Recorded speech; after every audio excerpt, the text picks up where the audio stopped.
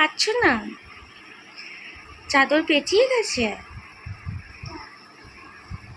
আমি ঠিক করে দিচ্ছি। তুমি এত সকালে উঠলে কেন? হ্যাঁ, এত সকালে উঠলে কেন তুমি আজকে?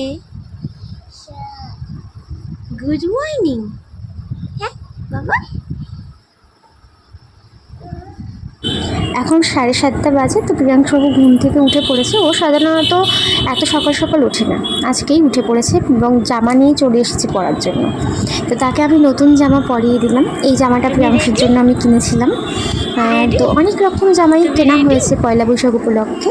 তো এই একটা জামা আজকে পরালাম, কারণ আজকে নীল ষষ্ঠী, তার জন্যই তো সব কিছু, তার মঙ্গল কামনায়। তো ওনাকে আগে রেডি করিয়ে দিলাম, সাজিয়ে দিলাম, এরপর আমরা রেডি হব। আজকে ভীষণ এক্সাইটেড, কারণ আজ আমরা সকাল সকাল এখন বেরিয়ে পড়ব। বারামন্দির ঘাটে যাব, আমাদের গঙ্গার পাড়ে। ওখানেই বাবার মাথায় জল ঢালবো, তারপর গঙ্গায় সিঁদুর, আম সব কিছু পানে করে জলে দেব। আর প্রিয়াংশু যেহেতু 18 মাস হয়ে গেছে, ওর চুল কাটা হয়েছে, সেটাও কিন্তু আমরা আজকে গঙ্গায় দেব। তো আমরা সকলে রেডি হয়ে গেছি, আমরা যাব, এক্ষুনি রওনা দেব, আমাদের অটো এখনই চলে আসবে। তো দেখতে দেখতে চলে এসেছি গঙ্গার পাড়ে। এই হলো বারামন্দির ঘাট। তো এত সুন্দর পরিবেশটা, কি বলবো, চারিদিকে প্রচুর গাছপালা রয়েছে আর মন্দির রয়েছে বাবার। আর এত সুন্দর জায়গাটা, ভীষণ ভালো লাগলো এসে। এখানে সকল মেয়েরা তাদের সব কিছু চেঞ্জ করছিল। আর প্রিয়াংশুবাবু দেখুন না, বাঁশি কিনে দিয়েছে তার দাদাই তাকে, সেই বাঁশিটা নিয়ে ঘুরে বেড়াচ্ছে। একটু আমার হাত ধরবে না, ফটো তুলবে না, তিনি কিচ্ছু করবেন না, নিজের মনে খোলামেলা জায়গা পেয়ে ঘুরে বেরিয়েছে। যেহেতু আমরা বেশ সকাল সকালই এসেছি, এখন প্রায় 9টা বেজে গেছে, 9:30 প্রায় বাজে। আমাদের স্নানও হয়ে গেছে এবং বাবার মাথায় জল ঢালাও আমাদের হয়ে গেছে। হ্যাঁ, তো এই সময় ভিডিওটা করা হয়নি, যেহেতু আমি স্নান করছিলাম গঙ্গায় নেমে, তো সেই কারণে ওখানে ভিডিওটা করা হয়নি।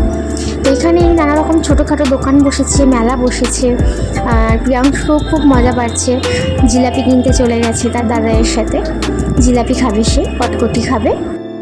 সত্যি ভীষণ ভালো লাগছে আজকে সকালটা। আর আজকে যেহেতু নীল ষষ্ঠী, তো ভগবানের কাছে একটাই প্রার্থনা যে সকল সন্তান ভালো থাকুক, সুস্থ থাকুক, তাদের মায়ের কোল আলো করে থাকুক।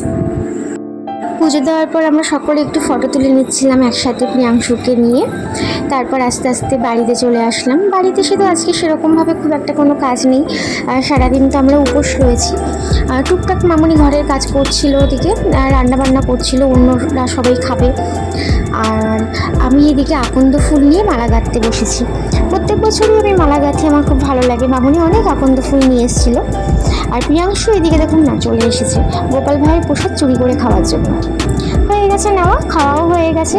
তো এরকম দুষ্টুমি সারাদিনই আমাদের বাড়িতে লেগে থাকে। এখন তো তিনি, কি বলবো, প্রসাদ দিতে না দিতেই আমার অরিজিনাল গোপাল তিনি সব খেয়ে নেন নিয়ে।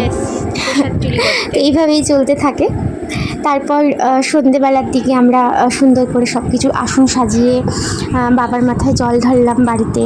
প্রিয়াংশুর নামে প্রদীপ ধরিয়েছি, আমার মাম্মামের নামে প্রার্থনা করেছি, মামুনিও না প্রার্থনা করেছে আমার বরের জন্য, আমার দেওরের জন্য। তো এইভাবেই সারাটা দিন আমরা খুব ভালোভাবে কাটালাম একসাথে, খুব মজা করে, আনন্দ করে। আর এই বছর প্রথম কিন্তু প্রিয়াংশুও আনন্দ করলো। গত বছরও খুবই ছোট ছিল, কিছুই এগুলো বুঝতে পারেনি। তো এই বছর তিনি সবটা বুঝেছেন, তিনিও কিন্তু ফুল দিয়েছে বাবার মাথায় আমাদের সাথে, তারপরে ঘন্টা বাজিয়েছে।